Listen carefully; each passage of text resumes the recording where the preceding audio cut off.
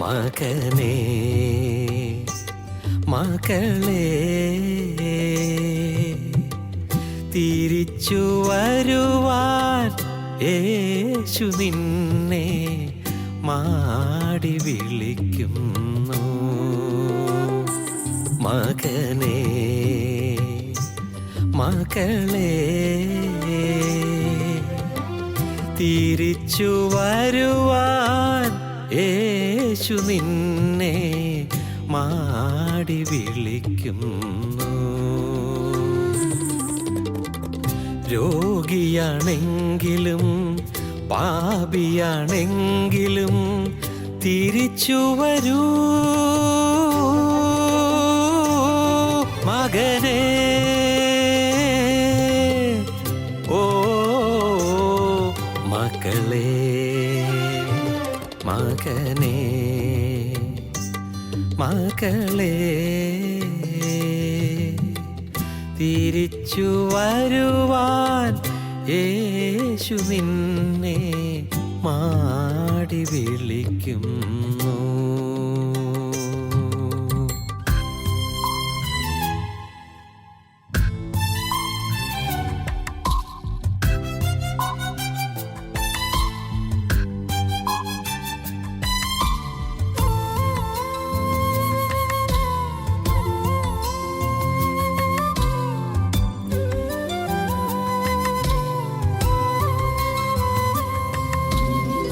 നിന്നുടെ പാപങ്ങൾ ഘോരമാണെങ്കിലും മായ്ക്കുവാൻ ക്രൂശിലെ യാഗമില്ലേ.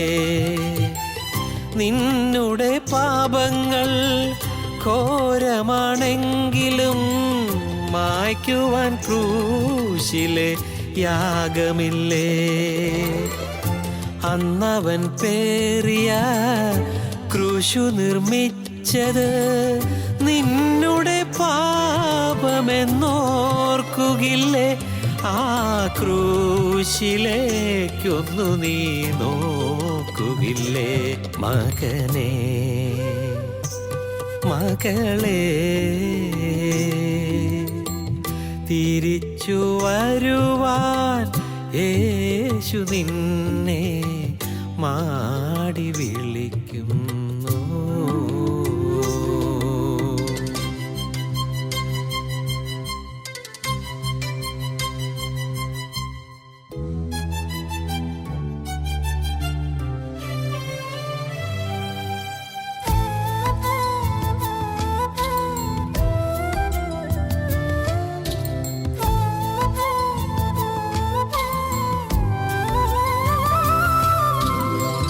അന്നവൻ നിന്റെ പാപങ്ങൾ മായ്ക്കുവാനായി മാംസവും ചോരയും നൽകിയില്ലേ.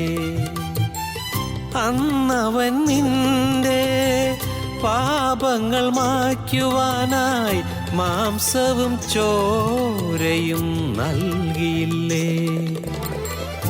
രൂപവും ഭാവവും നോക്കാതെ തന്നെ മാറോടു ചേർക്കുവാൻ വിളിച്ചതല്ലേ. നിന്നെ സ്വന്തമായി നേടുവാൻ വന്നതല്ലേ. മകനേ മകളേ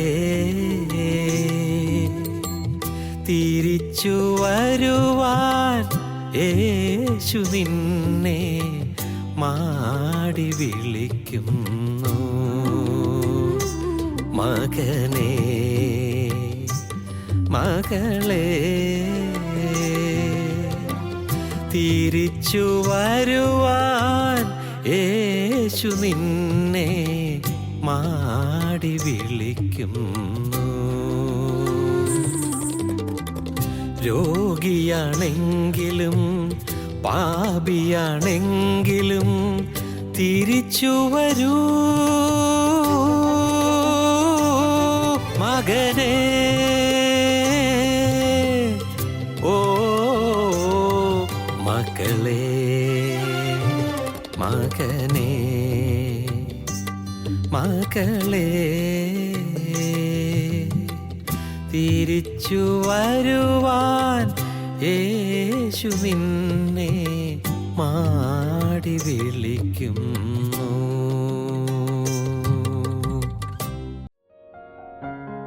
ഞങ്ങളും ക്രൂശിക്കപ്പെട്ട ക്രിസ്തുവിനെ പ്രസംഗിക്കുന്നു. ദൈവ തിരുനാമത്തിന് മഹത്വം ഉണ്ടാകട്ടെ. വിശുദ്ധ ലൂക്കോസിൻ്റെ സുവിശേഷം 13-ാം അധ്യായം 12-ാം വാക്യം. യേശു അവളെ കണ്ടു, അടുക്കെ വിളിച്ചു, സ്ത്രീയെ, നിന്റെ രോഗബന്ധനം അഴിഞ്ഞിരിക്കുന്നു എന്ന് പറഞ്ഞ് അവളുടെ മേൽ കൈവച്ചു.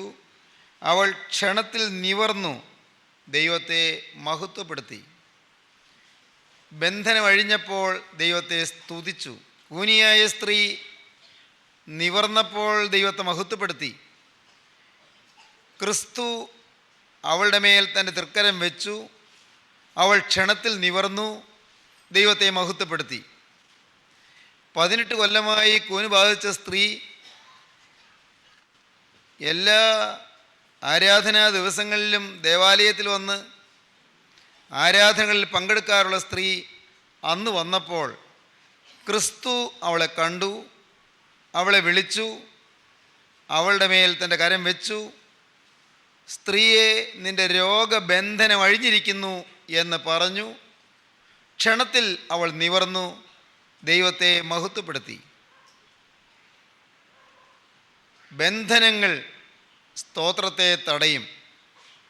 ഈ ഭൂമിയിൽ ജീവിച്ചിരിക്കുമ്പോൾ തന്നെ നമ്മുടെ ജീവിതത്തിലെ ആന്തരിക ബന്ധനങ്ങൾ അഴിഞ്ഞില്ലെങ്കിൽ, ഇവിടെ വെച്ച് സ്തുതിയും സ്തോത്രവുമാകുന്ന വിശുദ്ധിയുടെ ആരാധന ലഭിച്ചില്ലെങ്കിൽ, മരണശേഷം നമുക്ക് നിത്യ ശുഭരംഗത്തെത്തുവാൻ സാധ്യമല്ലെന്ന് മാത്രമല്ല, നിത്യസ്തുതിയുടെ മണ്ഡലത്തിൽ സ്തുതിക്കാൻ കഴിയാതെ പോകും. നമ്മുടെ കാതലായ വിഷയം, മൃതന്മാർ എഴുന്നേറ്റ് അതിനെ സ്തുതിക്കുമോ? മരണാനന്തര അവസ്ഥയിൽ സ്തുതിയുണ്ടോ? മരണശേഷം ആരാധനയുണ്ടോ? മരണശേഷം ദൈവത്തെ സ്തുതിക്കുവാനുള്ള അവസരമുണ്ടോ? മൃതന്മാർ എഴുന്നേറ്റ് അതിനെ സ്തുതിക്കുമോ? ഈ ഭൂമിയിൽ വെച്ച് ബന്ധനം അഴിയണം. ഈ ഭൂമിയിൽ വെച്ച് സ്തോത്രം ലഭിക്കണം.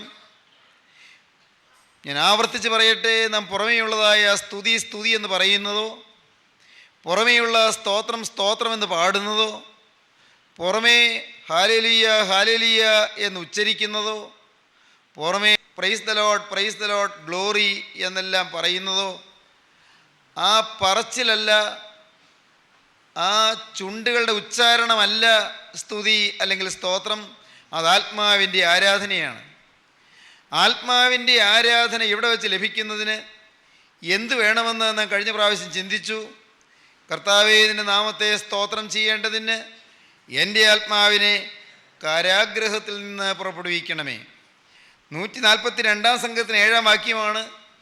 ഞാൻ നിൻ്റെ നാമത്തെ സ്തോത്രം ചെയ്യേണ്ടതിന് എൻ്റെ പ്രാണനെ കാരാഗ്രഹത്തിൽ നിന്ന് പുറപ്പെടുവിക്കണമേ. കാരാഗ്രഹത്തിൽ കിടക്കുന്ന ആത്മാവിന് മോചനം വേണം. കഴിഞ്ഞ ചില ദിവസങ്ങളിലായി നാം ചിന്തിച്ചത്, ബന്ധനം മനുഷ്യൻ്റെ ആന്തരികമായ അനുഭവത്തിൽ വരുന്നതായ ബന്ധനം സാത്താൻ്റെ ബന്ധനമാണെന്നാണ്. സാത്താൻ്റെ ബന്ധനം, പൈശാചിക ബന്ധനം. ബന്ധനങ്ങളുടെ എല്ലാം ഉത്തരവാദി സാത്താനാണ്. സാത്താൻ്റെ ബന്ധനം മൂലം വന്നു ചേരുന്ന ചില കെടുതികളാണ് രോഗത്തിൻ്റെ ബന്ധനം. അതുതന്നെയാണ് പാപത്തിൻ്റെ ബന്ധനം. അതുതന്നെയാണ് ശാപത്തിൻ്റെ ബന്ധനം. ബന്ധനങ്ങൾ മനുഷ്യൻ്റെ ആന്തരിക ആളത്വത്തിൽ നാം ആരും പുറമേ കാണുന്ന ചങ്ങലകളല്ല, അകത്തുള്ളതായ കെട്ടുകളാണ്, അകത്തുള്ളതായ ബന്ധനങ്ങളാണ്. എല്ലാ ബന്ധനങ്ങളും അതിൻ്റെ ഉത്തരവാദി സാത്താനാണ്, പൈശാചികനാണ്. സാത്താൻ്റെ ബന്ധനം മൂലം വന്നു ചേരുന്ന പലതരം ബന്ധനങ്ങളിൽ ഒന്നാണ് രോഗത്തിൻ്റെ ബന്ധനം. ലൂക്കോസിൻ്റെ സുവിശേഷം 13-ാം അധ്യായത്തിൽ നാം ആ ഭാഗം വായിക്കുന്നത് 10-ാം വാക്യം മുതലാണ്. ഒരു ശബ്ബത്തിൽ അവനൊരു പള്ളിയിൽ ഉപദേശിച്ചു കൊണ്ടിരുന്നു. ക്രിസ്തു ഒരു ദേവാലയത്തിൽ ഉപദേശിച്ചു കൊണ്ടിരുന്നു. അവിടെ 18 സംവത്സരമായി ഒരു രോഗാത്മാവ് ബാധിച്ചിട്ട് ഒട്ടും നിവരുവാൻ കഴിയാതെ കൂനിയായ ഒരു സ്ത്രീ ഉണ്ടായിരുന്നു. യേശു അവളെ കണ്ടു, അടുക്കെ വിളിച്ചു, സ്ത്രീയെ, നിന്റെ രോഗബന്ധനം അഴിഞ്ഞിരിക്കുന്നു എന്ന് പറഞ്ഞ് അവളുടെ മേൽ കൈവച്ചു. അവൾ ക്ഷണത്തിൽ നിവർന്നു ദൈവത്തെ മഹത്വപ്പെടുത്തി. അവിടെ ആ ദേവാലയത്തിൽ ഇതിനു മുൻപും വളരെ ചിട്ടയായും ക്രമമായും വരാറുള്ള ഒരു സ്ത്രീയാണ്. കൂനിയാണെങ്കിൽ പോലും, ഇക്കഴിഞ്ഞ 18 കൊല്ലമായി കൂനി നടക്കുന്നവളാണെങ്കിൽ പോലും അവൾ ദേവാലയത്തിലെ ആരാധന മുടക്കിയിട്ടില്ല. ചിട്ടയായ ഒരു ഭക്തി ജീവിതം, ഒരു മതജീവിതം അവൾക്കുണ്ട്. ഒരു നല്ല സാമുദായിക പ്രമാണങ്ങൾ ആചരിക്കുന്ന അനുഷ്ഠാന ജീവിതം അവൾക്കുണ്ട്. അത് വളരെ കൃത്യമായും ഭംഗിയായും ചിട്ടയായും ആചരിച്ചു പോരുന്നുണ്ട്. അഭിനന്ദനീയമായ, അനുമോദനാർഹമായ ഒരു മാതൃകയാണ് എന്നുള്ളതിന് സംശയമില്ല. പക്ഷേ അവൾ കൂനിയായിരുന്നു. 18 കൊല്ലമായി അവളിൽ ഒരു രോഗാത്മാവ് ബാധിച്ചിരുന്നു. നാം വായിക്കുന്നത് അങ്ങനെയാണ്. അവിടെ 18 സംവത്സരമായി ഒരു രോഗാത്മാവ് ബാധിച്ചിട്ട് ഒട്ടും നിവരുവാൻ കഴിയാതെ കൂനിയായ ഒരു സ്ത്രീ ഉണ്ടായിരുന്നു. രോഗത്തിൻ്റെ പിന്നിൽ രോഗത്തിൻ്റെ ആത്മാവുണ്ട്. ഏതൊരു കാര്യവും അങ്ങനെയാണ്. ദുരാത്മാക്കൾ നിൽക്കുന്നത് കൊണ്ടാണ്, ദുരാത്മാക്കൾക്ക് സ്വാധീനമുള്ളത് കൊണ്ടാണ്, അവകാശമുള്ളത് കൊണ്ടാണ് പല പല കെടുതികളും നമ്മുടെ ജീവിതത്തിൽ സംഭവിക്കുന്നത്. പല രോഗങ്ങളും, പല അത്യാഹിതങ്ങളും, പല അനർത്ഥങ്ങളും, പല യാതനകളും ദുരിതങ്ങളും എല്ലാം. സകല തിന്മയുടെയും സകല ദുരിതത്തിൻ്റെയും ഉറവിടം പൈശാചികനാണ്, സാത്താനാണ്. സകല പ്രശ്നങ്ങളുടെയും ആരംഭം സാത്താനിലാണ്. ആ ദുഷ്ടശക്തിയായ സാത്താനാണ് ലോകത്ത് അനർത്ഥങ്ങൾ വരുത്തുന്നത്, യുദ്ധങ്ങൾ ഉണ്ടാക്കുന്നത്, വഴക്കുകൾ ഉണ്ടാക്കുന്നത്, പിണക്കങ്ങൾ ഉണ്ടാക്കുന്നത്, വൈരാഗ്യങ്ങൾ ഉണ്ടാക്കുന്നത്. കൊലപാതകങ്ങളുടെ പിന്നിലുള്ള പ്രേരണാശക്തി പൈശാചികനാണ്. കോപത്തിൻ്റെ പിന്നിൽ പൈശാചിക ശക്തിയാണ്. ദുഷിച്ച ശീലങ്ങളുടെയും ദുസ്വഭാവങ്ങളുടെയും പിന്നിൽ പൈശാചികനാണ്. കുടുംബത്തിൽ കലക്കമുണ്ടാക്കുന്നത്, മാതാപിതാക്കളോട് അനുസരണക്കേടുണ്ടാക്കുന്നത്, ഭാര്യയെ ഉപദ്രവിക്കുക, സംശയിക്കുക മുതലായ കെടുതികൾ ഉണ്ടാകുന്നത്, ഭർത്താവിനെ ധിക്കരിക്കുക, ഭർത്താവിനോട് അനുസരണക്കേട് കാണിക്കുക, ഭർത്താവിനെ അല്പം പോലും കീഴ്വഴങ്ങാതിരിക്കുക എന്നിങ്ങനെയുള്ളതായ ഭീകരമായ സ്വഭാവ വൈപരീത്യങ്ങൾ ഉളവാകുന്നത്, എല്ലാറ്റിൻ്റെയും പിന്നിൽ സാത്താനാണ്. കുടുംബങ്ങൾ കലക്കുന്നത് സാത്താനാണ്. സമാധാനം നശിപ്പിക്കുന്നത് പൈശാചികനാണ്. ഈ സാത്താൻ, ആ ദുരാത്മാവ് ആ പാവം സ്ത്രീയെ ബാധിച്ചു. ആ സ്ത്രീയെ ആ ദുരാത്മാവ് ബാധിച്ചിട്ട്, രോഗാത്മാവ് ബാധിച്ചിട്ട് ഒട്ടും നിവരുവാൻ കഴിയാതെ പോയി. ഡബ്ലി ബെൻറ്റ് എന്നാണ് ഇംഗ്ലീഷ് വേദപുസ്തകത്തിൽ കണ്ടത്. ഇരട്ടി കൂനിയായിപ്പോയി എന്ന്. ഇരട്ടിയായി കൂന് ബാധിച്ചു എന്ന് പറഞ്ഞാൽ ഒട്ടും നിവരാൻ കഴിയാത്ത വിധം, ഒട്ടും നിവരുവാൻ കഴിയാതെ എന്നതിന് ലിവിങ് ബൈബിളിൽ കൊടുത്തിരിക്കുന്ന വാക്കാണ് ഡബ്ലി ബെൻറ്റ്. അത് ഏറ്റവും കൂനിയായിപ്പോയി. നടുവങ്ങോട്ട് വളഞ്ഞിട്ട് ഒട്ടും നിവരാൻ സാധിക്കില്ല പാവം. ആ സാധു സ്ത്രീ അങ്ങനെ കൂനിയാണ് എന്നും വരുന്നത്. ഇക്കഴിഞ്ഞ 18 കൊല്ലമായി വരാറുണ്ട്. എന്നാൽ അന്ന് വന്നപ്പോൾ അന്ന് ക്രിസ്തു അവിടെ ഉണ്ടായിരുന്നു. ആ ദേവാലയത്തിൽ ക്രിസ്തു ഉണ്ടായിരുന്നു. എന്നും വരുന്നൊരു സ്ത്രീ എന്നുള്ളത് നിലയ്ക്ക് വേറെ ആരും അവളെ പ്രത്യേകിച്ച് ഗവനിച്ചില്ല. പക്ഷേ ആ സ്ത്രീയെ യേശു കണ്ടു. അവളെ യേശു പ്രത്യേകം കണ്ടു. വലിയൊരു സത്യം പ്രിയപ്പെട്ടവരെ നിങ്ങൾ ഓർക്കുക, വലിയൊരു സത്യം നിങ്ങൾ ഗ്രഹിക്കുക. നമ്മുടെ ജീവിതത്തിൽ നമുക്കെന്തെങ്കിലും കുറവുണ്ടെങ്കിൽ ക്രിസ്തു അത് പ്രത്യേകം നമ്മെ വാത്സല്യത്തോടെ നോക്കും. നമുക്കെവിടെ വൈകല്യമുണ്ട്, എവിടെ ഒരു പോരായ്മയുണ്ട്, എവിടെ ക്ഷീണമുണ്ട്, എവിടെ അപകർഷതയുണ്ട്, അവിടെ ക്രിസ്തു വാത്സല്യാതിരേകത്തോടെ നോക്കും. യേശു മനസ്സലിയോടെ നോക്കും. യേശു ആർദ്രതയുള്ളവനാണ്. ഇത് നിങ്ങളുടെ ഹൃദയത്തിൽ എന്നും തങ്ങി നിന്നാൽ കൊള്ളാം. ക്രിസ്തു സ്നേഹമാണ്. ദൈവം കോപിക്കുന്ന ദൈവം നിങ്ങൾ കരുതരുത്. ദൈവം ശിക്ഷിക്കുന്ന ദൈവം നിങ്ങൾ കരുതരുത്. ദൈവം എന്നെ ശിക്ഷിച്ചു അതുകൊണ്ട് എനിക്ക് രോഗം വന്നു എന്ന് നിങ്ങൾ വിചാരിക്കരുത്. ദൈവം എൻ്റെ പാപത്തിന് തന്ന ശിക്ഷയാണ് രോഗം എന്ന് നിങ്ങൾ കരുതരുത്. പാപം മൂലം വരുന്ന കെടുതിയാണ് ശരി, പക്ഷേ പാപം അത് വരുത്തിയ പൈശാചികൻ വരുത്തുന്ന ഒരു കെടുതിയാണ് രോഗം.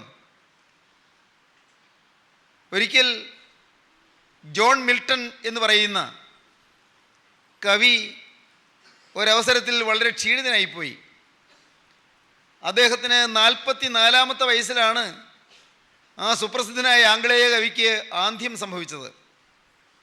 ജോൺ മിൽട്ടൺ, നിങ്ങൾ ചിലർ കേട്ട് കാണും പാരഡൈസ് ലോസ്റ്റ്, പാരഡൈസ് റീഗെയിൻഡ് മുതലായ അദ്ദേഹത്തിൻ്റെ സുപ്രസിദ്ധമായ ഇതിഹാസ കാവ്യങ്ങൾ. വളരെ പ്രസിദ്ധമായ കാവ്യങ്ങളാണ്. ഓൺ ഹിസ് ബ്ലൈൻഡ്നെസ് എന്ന് പറയുന്ന കവിതയിൽ അത് പറഞ്ഞുകൊണ്ടാണ് അദ്ദേഹം കവിത എഴുതി തുടങ്ങിയത് തന്നെ. On his blindness. ഞാനത് പറയാനല്ല, വേറൊരു കാര്യം പറയാനാണ്. അദ്ദേഹത്തിന് 44-ാമത്തെ വയസ്സിൽ അന്ധനായി കഴിഞ്ഞപ്പോൾ അന്നത്തെ ഭരണാധികാരിയായ ചാൾസ് സെക്കൻഡ്, ഇംഗ്ലണ്ടിലെ രാജാവ്, ഇദ്ദേഹത്തോട് പറഞ്ഞു, നിങ്ങൾ ചെയ്ത അനേകം തെറ്റുകളുടെ ഫലമാണ് നിങ്ങൾ ഈ അനുഭവിക്കുന്ന അന്ധത. നിങ്ങളൊരു കവിയാണ്, നിങ്ങളുടെ അനുഗ്രഹീത സാഹിത്യകാരനാണ്, നിങ്ങൾ പ്രതിഭാശാലിയാണ്. പക്ഷേ നിങ്ങൾ ഈ അന്ധത ഇപ്പോൾ നേരിടുവാനുള്ള കാരണം നിങ്ങളുടെ ജീവിതത്തിൽ നിങ്ങൾക്ക് പറ്റിയ തെറ്റുകൾ കാരണം എൻ്റെ അപ്പനായ ചക്രവർത്തിക്ക് എതിരായി നിങ്ങൾ നിന്നിട്ടുണ്ട്. എൻ്റെ അപ്പനായ ചക്രവർത്തിയെ നിങ്ങൾ എതിർത്ത് സംസാരിച്ചിട്ടുണ്ട്. അതുകൊണ്ട് വന്ന ശിക്ഷയാണിത് എന്ന് ഈ മകൻ പറഞ്ഞു, രാജകുമാരൻ പറഞ്ഞു. അപ്പോൾ ജോൺ മിൽട്ടൺ പറഞ്ഞു, അങ്ങനെയാണെങ്കിൽ എൻ്റെ പാപം കൊണ്ടാണ് ഇങ്ങനെ സംഭവിച്ചതെങ്കിൽ നിങ്ങളുടെ അപ്പനെ ശിരച്ഛേദം ചെയ്ത പ്യൂരിറ്റൻസ്, അങ്ങനെ നിങ്ങളുടെ അപ്പനെ തലവെട്ടിക്കളയാൻ കാരണമായത് അപ്പൻ്റെ എത്ര വലിയ പാപം കൊണ്ടായിരിക്കും എന്ന്. പ്രിയപ്പെട്ടവരെ, അത് ഒന്ന് റിട്ടോർട്ട് ചെയ്ത് പറഞ്ഞതാണ്, ഒന്ന് തിരിച്ചടിച്ച് പറഞ്ഞതാണ്. പക്ഷേ അതിലൊരു വലിയ സത്യമുണ്ട്. പാപം കൊണ്ടാകണമെന്നില്ല നമുക്ക് വരും ദുരിതങ്ങൾ. നാം ചെയ്ത പാപം കൊണ്ടാകണമെന്നില്ല. രോഗാത്മാവ് എന്തുകൊണ്ടോ ആ സ്ത്രീയിൽ രോഗാത്മാവ് ബാധിച്ചു. രോഗത്തിൻ്റെ ആത്മാവ് ബാധിച്ച് അവൾ കൂനിക്കൂനി നടക്കുകയായിരുന്നു. നാം വായിക്കുന്നത് അങ്ങനെയാണ്. 18 സംവത്സരമായി രോഗാത്മാവ് ബാധിച്ചിട്ട് ഒട്ടും നിവരുവാൻ കഴിയാതെ കൂനിയായ ഒരു സ്ത്രീ ഉണ്ടായിരുന്നു. യേശു അവളെ കണ്ടു. അവളിൽ യേശു മനസ്സലിഞ്ഞു. യേശു അവളിൽ ആർദ്രഹൃദയത്തോടെ അവളെ അടുക്കൽ വിളിച്ചു. ആരാണ് ഈ വിളിക്കുന്നതെന്ന് അവൾക്ക് അറിഞ്ഞുകൂടാ. ആരുടെ അടുക്കലേക്കാണ് ഞാൻ പോകുന്നത് അവൾക്ക് അറിഞ്ഞുകൂടാ. പാവം കൂനി വന്ന് യേശുവിന് മുമ്പിൽ വന്ന് നിന്നു. നമുക്ക് വേണമെങ്കിൽ ഭാവനയിൽ ഇങ്ങനെ കാണാം. ഭാവനയിൽ നമുക്ക് ചിന്തിക്കാം. പാവം അവൾ ഇതാരാണ് എന്നെ വിളിച്ചതെന്ന് കാണാൻ പയ്യെ തലപൊക്കാൻ നോക്കിക്കാണും. ശരിയായിട്ട് തലപൊക്കി കാണാൻ സാധിക്കുന്നില്ല. അവൾക്ക് യേശുക്രിസ്തുവിൻ്റെ തിരുമുഖത്തേക്ക് നോക്കുവാൻ കഴിയുന്നില്ല. അത്ര വിഷമിച്ച് അവൾ ഒരു വിധത്തിൽ തലയൊന്ന് നിവർത്താൻ, ചെരിഞ്ഞാണെങ്കിലും ഒന്ന് നിവർത്തി നോക്കാൻ അവൾ ശ്രമിച്ചു കാണും. ഏതായാലും യേശു അവളിൽ മനസ്സലിഞ്ഞു. യേശു തൻ്റെ കര ഉയർത്തി കൂനി നിൽക്കുന്ന ആ സ്ത്രീയുടെ മുതുകത്ത് യേശുവിൻ്റെ തൃക്കരം തൊട്ടു. സ്ത്രീയെ, നിന്റെ രോഗത്തിൻ്റെ ബന്ധനം അഴിഞ്ഞിരിക്കുന്നു എന്ന് ക്രിസ്തു പറഞ്ഞു. എന്തൊരാശ്വാസം! സ്ത്രീയെ, നിന്റെ രോഗത്തിൻ്റെ ബന്ധനം അഴിഞ്ഞിരിക്കുന്നു. രോഗത്തിൻ്റെ ബന്ധനം അഴിഞ്ഞിരിക്കുന്നുവെന്ന് അധികാരമുള്ള ദൈവപുത്രൻ കൽപ്പിച്ചപ്പോൾ ആ സ്വർഗീയ അധികാരത്താൽ, സൃഷ്ടിച്ചവൻ്റെ അധികാരത്താൽ സൃഷ്ടിയുടെ ബന്ധനം അഴിഞ്ഞു. സൃഷ്ടാവിൻ്റെ അധികാരത്താൽ സൃഷ്ടിയുടെ ബന്ധനം അഴിഞ്ഞു. ആ സ്ത്രീ എങ്ങനെയെന്നറിഞ്ഞില്ല, ക്ഷണത്തിൽ അവൾ നിവർന്നു. ഈ 18 കൊല്ലമായി വളഞ്ഞുപോയ നട്ടെല്ല് അപ്പോഴിതാ നിവരുന്നു. ക്ഷണത്തിൽ, നിമിഷ നേരം കൊണ്ട് അവൾ നിവർന്നു, ദൈവത്തെ മഹത്വപ്പെടുത്തി. സഹോദരങ്ങളെ, നമ്മുടെ ജീവിതത്തിൽ ക്രിസ്തു തൊട്ടാൽ അത്ഭുതങ്ങൾ നടക്കും, ബന്ധനങ്ങൾ അഴിയും. ഈ വാക്കുകൾ നിങ്ങളിപ്പോൾ കേട്ടുകൊണ്ടിരിക്കുമ്പോൾ നിങ്ങളുടെ പലരുടെയും ഹൃദയത്തിൽ ചില രോഗത്തെക്കുറിച്ചുള്ള ആവലാതികളുണ്ട്, ഭയാശങ്കകളുണ്ട്. രോഗം മാരകമാണോ എന്നുള്ള പേടിയുണ്ട്. അയ്യോ എന്താ ഈ ചികിത്സയൊന്നും ഫലിക്കുന്നില്ലല്ലോ എന്നുള്ള വലിയ ആശങ്കയുണ്ട്. എങ്ങനെ ഞാൻ മുന്നോട്ട് പോകും, എൻ്റെ ആയുസ് തീരുകയാണോ എന്നുള്ള ഭയമുണ്ട്. ഏതോ അത്യന്തം ഭയാനകമായ ഗുരുതരമായ മാരകമായ രോഗം എനിക്ക് ബാധിച്ചിരിക്കുകയായിരിക്കുമോ എന്നുള്ള വലിയ പേടി നിങ്ങൾ ഗ്രസിച്ചിട്ടുണ്ട്. എന്നാൽ പ്രിയപ്പെട്ടവരെ, നിങ്ങൾ ഈ വാക്കുകളെ കേൾക്കുമ്പോൾ നിങ്ങളൊന്ന് ചിന്തിക്കൂ. നിങ്ങളെ കാണുന്ന ഒരു ദൈവമുണ്ട്, നിങ്ങളെ കാണുന്ന ക്രിസ്തുവുണ്ട്, നിങ്ങളെ സ്നേഹിക്കുന്ന ക്രിസ്തുവുണ്ട്, നിങ്ങളെ ആളാമ്പ്രതി അറിയുന്ന ക്രിസ്തുവുണ്ട്, നിങ്ങൾ ക്ഷീണവശം കാണുന്ന ക്രിസ്തുവുണ്ട്, നിങ്ങളുടെ ബന്ധനത്തിൻ്റെ ഗൗരവം കാണുന്ന ക്രിസ്തുവുണ്ട്, നിങ്ങളുടെ ബന്ധനത്തിൻ്റെ കാരണം അറിയുന്ന ക്രിസ്തുവുണ്ട്, നിങ്ങളുടെ ബന്ധനത്തിൻ്റെ ഉറവിടം എന്ത് എന്ന് കാണുന്ന ക്രിസ്തുവുണ്ട്, നിങ്ങളുടെ ബന്ധനം അഴിക്കുവാൻ അധികാരമുള്ള ക്രിസ്തുവുണ്ട്. അധികാരമുള്ള ദൈവപുത്രൻ നിങ്ങളുടെ അരികിലേക്ക് വന്ന് നിൽക്കുന്നുവെന്ന് നിങ്ങളിപ്പോൾ ധ്യാനിക്കൂ. 2000 വർഷം മുൻപ് ആ സംഘാലയത്തിൽ ആരാധനയ്ക്ക് വന്ന കൂനിയായ സ്ത്രീയെ അരികത്തേക്ക് വിളിച്ച് അവളോട് സംസാരിച്ച ക്രിസ്തു നിങ്ങളോടിപ്പോൾ സംസാരിക്കുന്നു എന്ന് നിങ്ങളൊന്ന് ചിന്തിക്കൂ. നിങ്ങളോട് ആ ക്രിസ്തു ഇടപെടുന്നു നിങ്ങളും ധ്യാനിക്കൂ. കാരണം ക്രിസ്തു he's the same yesterday today and for ever. അവൻ ഇന്നലെയും ഇന്നും എന്നേക്കും മാറ്റമില്ലാത്തവനാണ്. ജീസസ് ക്രൈസ്റ്റ് ദ സെയിം, മാറ്റമില്ലാത്തവനാണ് യേശു ക്രിസ്തു.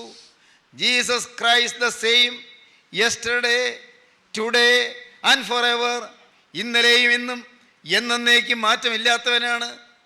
2000 വർഷം മുൻപ് ഗോകുൽത്തായിലെ കുരിശിൽ മരിച്ച് അരിമത്യക്കാരൻ യോസേപ്പിൻ്റെ കല്ലറയിൽ അടക്കം ചെയ്ത് അങ്ങ് തീർന്നുപോയവനല്ല ഈ ക്രിസ്തു.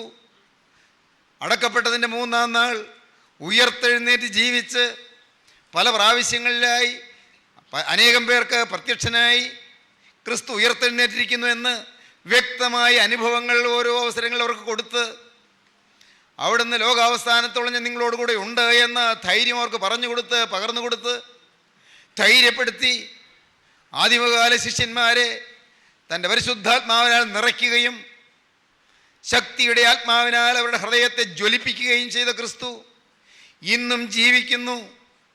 ആ തീയാകുന്ന ക്രിസ്തു, ജീവനാകുന്ന ക്രിസ്തു, വെളിച്ചമാകുന്ന ക്രിസ്തു, പ്രകാശ ഗോപുരമാകുന്ന ക്രിസ്തു, മനുഷ്യൻ്റെ അന്ധകാരത്തെ ദൂരീകരിക്കുന്ന ക്രിസ്തു, ജീവിതത്തിൽ പ്രകാശം വിതറിത്തരുന്ന ക്രിസ്തു, സമാധാനത്തിൻ്റെ പ്രഭുകുമാരനായ ക്രിസ്തു അവിടുന്ന് ഇതാ നിങ്ങളുടെ അരികിലേക്ക് വരുന്നു. സ്നേഹിതരെ, നിങ്ങൾ വിശ്വസിക്കൂ. നിങ്ങളുടെ വീർപ്പുമുട്ടുന്ന ജീവിതം ക്രിസ്തുവിന് മുമ്പാകെ നിങ്ങൾ സമർപ്പിക്കൂ. നിങ്ങളുടെ ആകുലം പൂണ്ട ജീവിതം നിങ്ങൾ ക്രിസ്തുവിൻ്റെ അടുക്കൽ തുറന്നു വയ്ക്കൂ. തകർന്നുപോയ നിങ്ങളുടെ ജീവിതം ക്രിസ്തുവിൻ്റെ അടുക്കൽ നിങ്ങൾ തുറന്നു വയ്ക്കൂ. നിങ്ങളായിരിക്കുന്ന അവസ്ഥയിൽ ക്രിസ്തുവിനോട് നിങ്ങൾ വാക്ക് പറയൂ. നാഥ, 2000 വർഷം മുൻപ് കൂനി വന്ന് ആ സ്ത്രീയുടെ മുതുകത്ത് കരം വെച്ച് സ്ത്രീയെ നിന്റെ രോഗബന്ധനം അഴിഞ്ഞിരിക്കുന്നത് പറഞ്ഞ് അവളെ നിവർത്തിയ നിത്യസ്നേഹം, സൃഷ്ടാവിൻ്റെ അമൂല്യ സ്നേഹം ഇപ്പോൾ എൻ്റെ മേൽ നിന്റെ കരം ഒന്ന് വെക്കണമേ. പ്രിയപ്പെട്ടവരെ, നിങ്ങൾ പ്രാർത്ഥിക്കൂ. ആ കരം നിങ്ങളും തഴുകട്ടെ, ആ കരം നിങ്ങളെ സ്പർശിക്കട്ടെ, ആ കരം നിങ്ങളുടെ രോഗത്തിൻ്റെ മേൽ തൻ്റെ അത്ഭുത കൃപ പകരട്ടെ. സ്വർഗീയ ശക്തി നിങ്ങളിലേക്ക് ഒഴുകട്ടെ. പരിശുദ്ധാത്മാവിൻ്റെ നൽവരം നിങ്ങളിലേക്ക് പകരട്ടെ. നിങ്ങളുടെ ബന്ധനമുള്ള ഭാഗത്ത്, രോഗമുള്ള ഭാഗത്ത്, അത് അകത്താകട്ടെ പുറത്താകട്ടെ, അവിടെ ക്രിസ്തുവിൻ്റെ അത്ഭുത കൃപ പകരട്ടെ. ക്രിസ്തുവിൻ്റെ ശക്തി അവിടെ ഇറങ്ങട്ടെ. ആ തേജസ് നിങ്ങളുടെ മേലിപ്പോൾ ആവാഹിച്ചെടുക്കുവാനുള്ള സൗഭാഗ്യം നിങ്ങൾക്ക് കൈവരട്ടെ. ആ സ്വർഗീയ തേജസ് നിങ്ങളിലേക്ക് പ്രസരിക്കട്ടെ. ആ സ്വർഗീയ അഭൗമ ശക്തി നിങ്ങളിലേക്ക് ഒഴുകട്ടെ.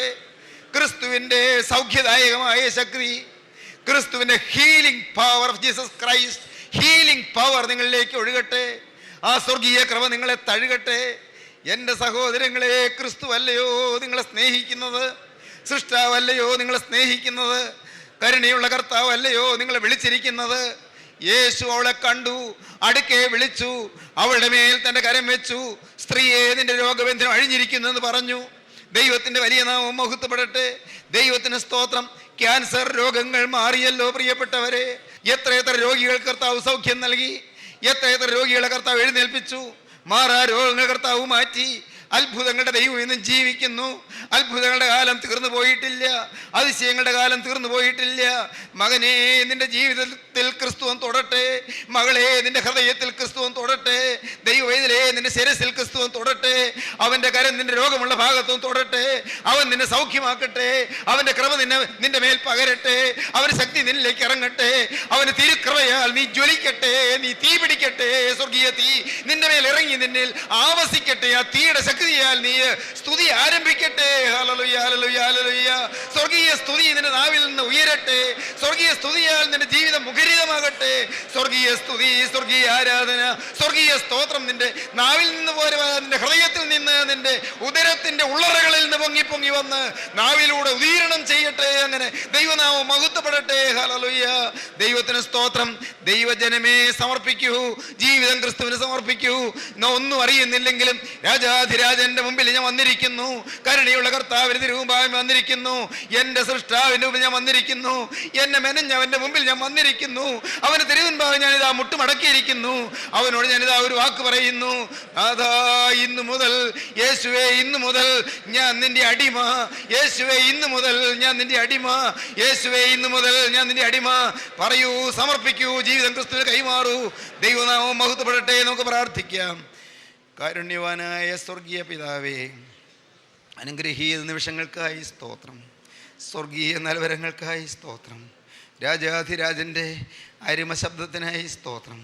സ്നേഹവാനെ, അവിടുത്തെ ഈ പ്രിയ മക്കളെ തൊട്ടതിനായി സ്തോത്രം. നിൻ്റെ മക്കളുടെ മേൽ കരം വെച്ചതിനായി സ്തോത്രം. രോഗബന്ധനങ്ങൾ അഴിച്ചതിനായി സ്തോത്രം. പൈശാചിക ബന്ധനങ്ങൾ തകർക്കുന്നതിനായി സ്തോത്രം. സാത്താൻ്റെ കോട്ടകൾ ഇടിക്കുന്നതിനായി സ്തോത്രം. കുടുംബസമാധാനം അയക്കുന്നതിനായി സ്തോത്രം. അനേകരെ വീണ്ടെടുക്കുന്നതിനായി സ്തോത്രം. സ്വർഗരാജ്യത്തിലേക്കുള്ള പ്രവേശനം എൻ്റെ നാഥൻ അനേകർക്ക് സൗജന്യമായി നൽകിയതിനായി സ്തോത്രം. മഹത്വം അരിമരക്ഷകനായ യേശുവിന് മാത്രം. യേശു ക്രിസ്തുവിൻ്റെ പരിശുദ്ധ നാമത്തിൽ തന്നെ. ആമീൻ. ഹല്ലേലൂയ.